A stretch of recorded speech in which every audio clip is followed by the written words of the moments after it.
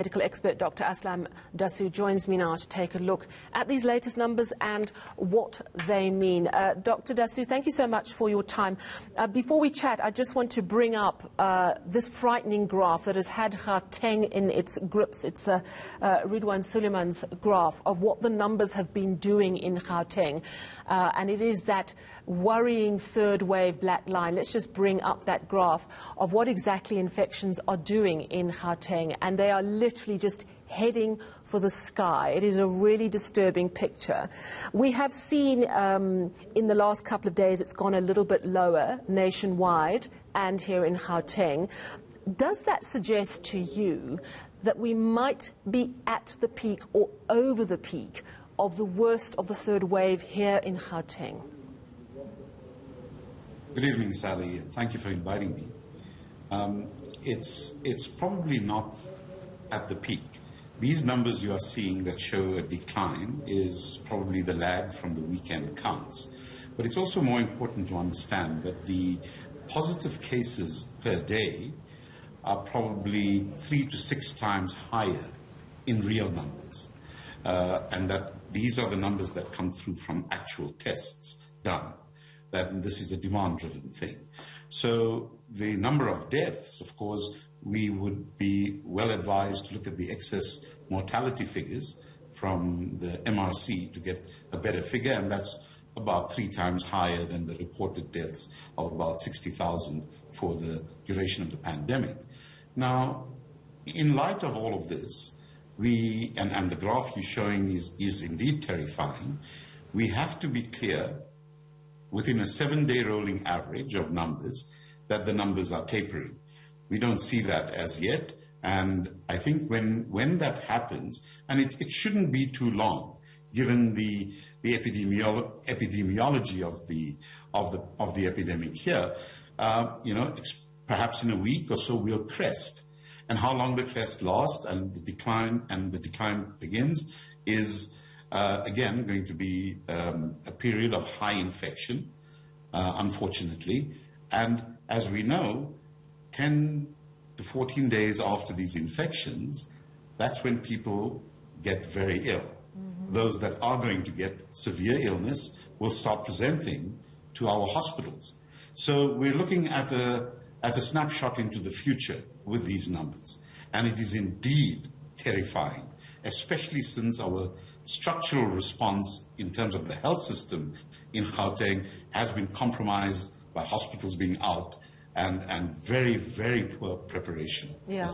And that has been an ongoing talking point. What is the latest on hospitalizations, particularly in Gauteng? We know that the authorities have been talking about the fact that they've made a lot of new beds available at Anglo Gold Ashanti, at Steve Biko Hospital, I think, and also at Chris Hani Baragwanath.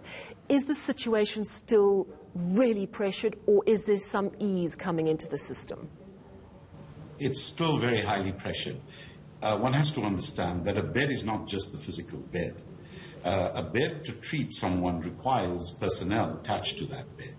And so there is a recruitment drive, I understand, that has just about begun a week or so ago to recruit 5,000 additional health workers. That is most welcome, but that should have been done a month ago.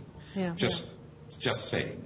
However, it's underway. So as the personnel come into the system, so will beds be opened up. There are additional beds that are ready, but it needs the personnel to look after it. Yeah, so at this point, we're still dealing with a very high-pressure situation.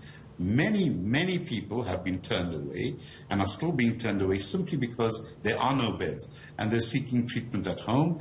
There are many NGOs trying to assist, and this is most welcome by giving them oxygen at home and so on. But of course, this is suboptimal management of the situation at this time. I have to ask you about, is there anything new we could be doing in terms of our response? We've seen an interesting development over the last few days around the vaccination drive. From the 1st of July, the over 50s could register. We were told the over 50s would be able to get their jabs from the 15th. Now we're told, actually, you can just walk in and get your jab if you're over 50. So that's a sense, we're getting a sense that there's a real push to increase the vaccinations, which of course is welcome, provided it doesn't become a super spreader event all on its own. But what other new responses should we be looking at? Look, I think this development is most welcome. The very rigid age-related phased approach hasn't worked. We've seen that. And I think opening it up is wise, but it was always on the cards that we would have to, because you're going to have to make it possible for people, reduce the impediments to getting vaccinated. And that's often real physical impediments, especially for those without means. So I think it's very welcome that all of these measures are now in place.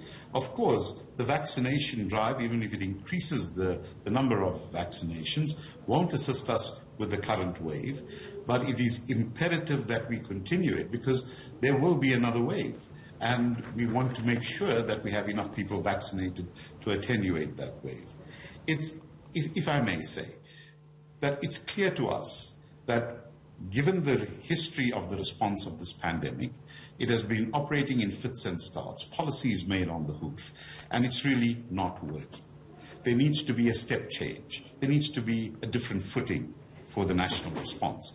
And we would recommend that in the first instance, we have to build confidence among people. There is a great deal of anxiety abroad in the population.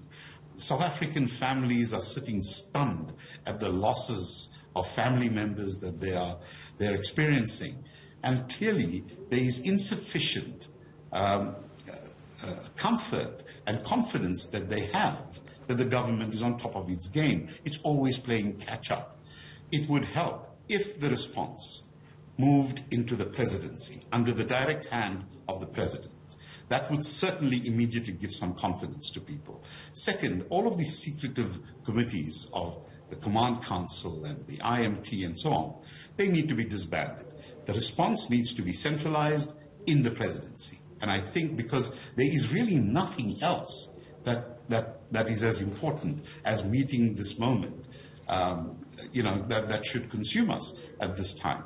Another measure to take would be to immediately make the Ministerial Advisory Committee an independent public body, not reporting to a politician. It should be an independent public body that operates transparently. And transparency is key to building confidence. They should make their recommendations transparently. The government, of course, retains the right to decide what to do with it. But whatever they do, they should explain, again, transparently.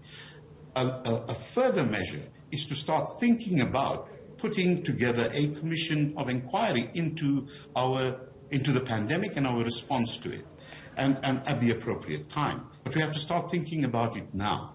The reason being that when we finally get out of the emergency phase of the pandemic, and one hopes that our vaccination drive will get us there sometime next year, not herd immunity, out of the emergency phase, I mean. But at that point, we need to be able to sit down and say, what have we done? Where did we go wrong? Whose responsibility was that? Yeah. Make sure that accountability exists. But most importantly, we have to prepare for the next pandemic. That will be here probably before the end of the decade. You make such an important point. This is not just about now. It is about how we proceed for future pandemics and future waves. And I want to thank you so much for your time this evening. That was Dr. Aslam Dasoo, a medical expert, also convener at the Progressive Health Forum.